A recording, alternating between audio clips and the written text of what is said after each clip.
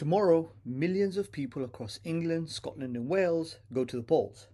Before you watch those results come in, there's something you need to understand because what you're about to see didn't start with Farage. People don't just wake up and become extremist. That's the story we tell ourselves because it's easier than asking what produced them. Extremism is not the beginning, it's where you end up. So the question isn't why people are angry.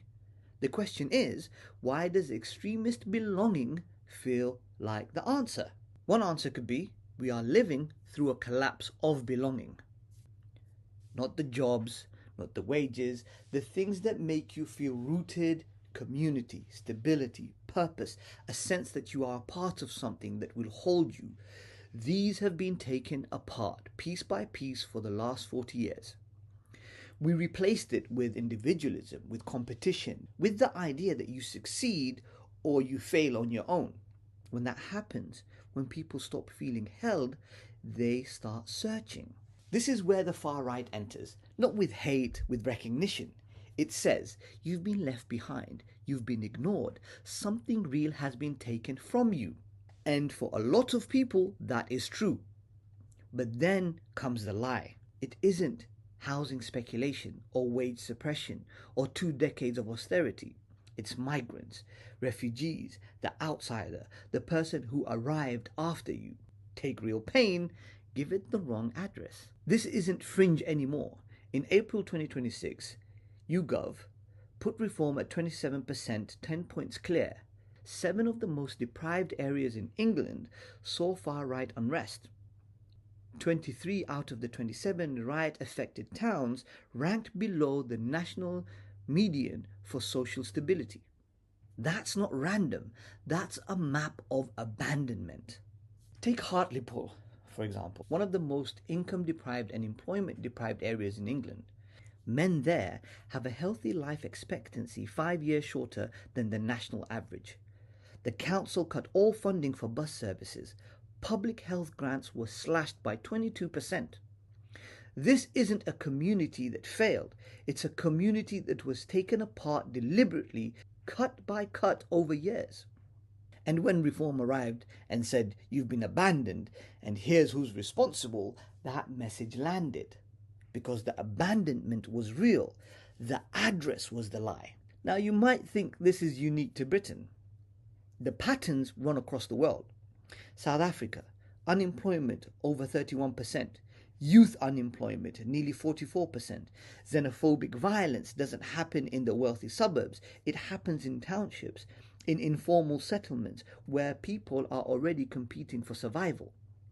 Scarcity gets personalized. The migrant becomes the face of the crisis rather than its casualty. Different country, same mechanism, because racism isn't just bigotry, it's architecture.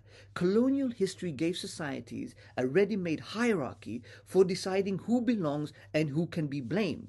That hierarchy did not disappear, it just changed its language. Here's the contradiction that tells you everything. Between 2022 and 2024, Britain recruited hundreds of thousands of migrants on health and care visas.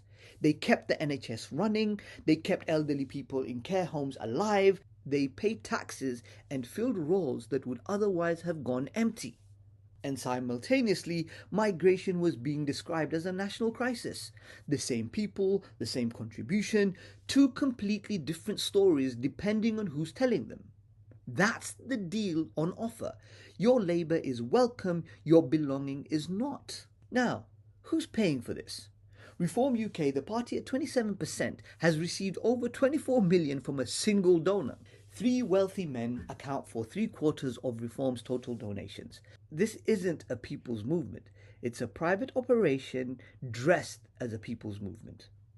And the media, Murdoch's News Corp, The Sun, The Times, reaches tens of millions of British readers. Elon Musk bought Twitter. Since the takeover, right-leaning audiences on X in Britain have nearly doubled.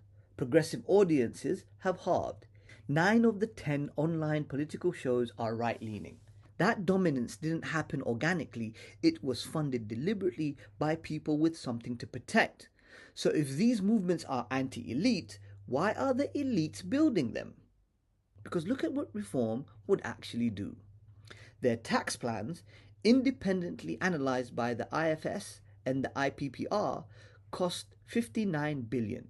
The top 10% households gain nearly 6,000 a year. The bottom 10% gain £230. Yikes! For every pound spent, the wealthiest take 28 pence, the poorest take 2 pence. Then there's the Britannica card. Pay 250,000 and get a 10-year exemption from UK tax on all your overseas wealth. No income tax, no inheritance tax, nothing. So the party telling working class communities that migrants stole their future is writing a tax code that transfers wealth upwards. That's not a contradiction, that's the point. And days before the vote, Reform showed you exactly what this is. It announced they would build detention camps for 24,000 migrants, and where those camps go, not based on land availability, not logistics, not operational need. Based on how you voted. Vote Green, your area gets prioritized for detention facilities. Vote Reform, you're guaranteed to be exempt. That's not immigration policy. This is a protection racket that we saw in early New York history. Vote correctly and we protect you. Vote wrong and you pay. It tells you plainly what's on offer. Not freedom, not justice, not even security. Conditional belonging. Safety that lasts only as long as you comply. You can't make this up. Now here's what matters.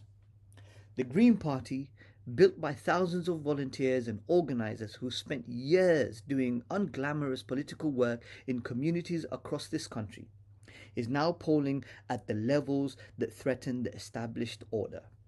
It is the only major party proposing a wealth tax and directly challenging the concentration of power this piece has been describing. And this is what happens when politics that genuinely threatens concentrated wealth starts to gain ground. It doesn't get debated, it gets destroyed. That tells you who the system is designed to protect and what it will do to stop you looking up. This problem has been solved before. After the war, Britain built the NHS, council housing, the welfare state. Workers from the Caribbean and South Asia were part of that effort, organising around what they needed, not what they feared. That settlement produced the biggest reduction in poverty and inequality this country has ever seen. Not because everyone agreed, because enough people recognized that scarcity was the enemy, not each other. That is still possible, but it requires being honest about who benefits when we choose each other as the enemy instead. Extremism doesn't create pain. It finds pain. It walks into communities that have been stripped bare of jobs, of services, of the sense that anyone in power gives a damn. And it says, you belong here. But belonging built on someone else's punishment isn't belonging. It's a transaction. And the people setting the terms are the ones writing the checks. The migrants didn't cause this. The refugees didn't design the system. The outsider is not the crisis. The crisis is the system that strips people of dignity, then hands them someone to blame so they don't look up.